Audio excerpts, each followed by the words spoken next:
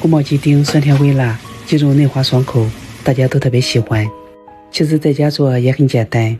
准备好了鸡肉从中间片开，然后切成长条，再把鸡肉切成大一点的肉丁，切好的鸡肉丁加入少许的胡椒粉、食盐，适量的生抽、老抽，1个蛋清，1勺淀粉，充分的抓拌均匀，再喷一层食用油锁住水分，放在一边腌10分钟。再来调个料水，生抽、陈醋、蚝油，1大勺白糖，鸡精、淀粉，半碗清水，搅拌均匀。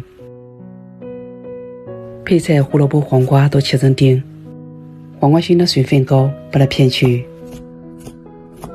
所用的调料干辣椒把它切成段，葱姜蒜切成小块。